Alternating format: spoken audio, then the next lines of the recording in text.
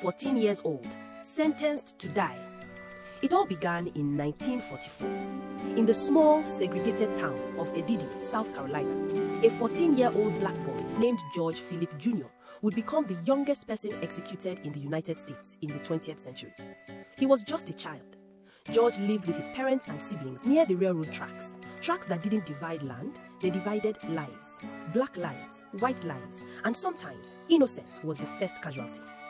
On March 23, 1944, two white girls, Stephanie, 15, and Emma, 8, rode their bicycles past where George and his sister were standing. They asked a simple, ordinary question. Do you know where we can find flowers? It was a normal afternoon, a moment that should have been nothing more than ordinary. But that day would change everything. That would be the last time those girls were seen alive. Later, their bodies were discovered in a ditch, killed by a heavy object believed to be a railroad spike. Fear spread quickly through the town, and almost instantly, suspicion turned toward George. He was arrested that same day, alone, questioned without his parents. Officers claimed he confessed, but there was no written statement, no recording, no proof.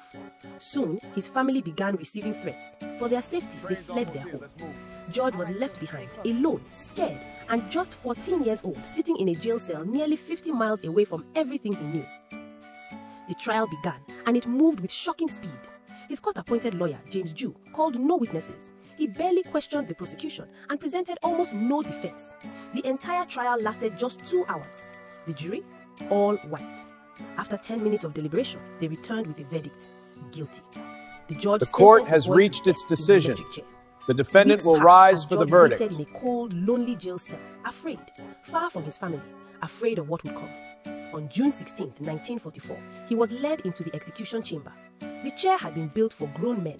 George weighed just 95 pounds and stood only 5 feet tall. Officials placed a Bible, a booster, anything they could under him to make the straps fit. The face mask was too large. When the electricity surged through the chair, witnesses said the mask slipped from his face. George Philip Jr. died that day. He was 14 years old. For decades, his case faded into silence, but many never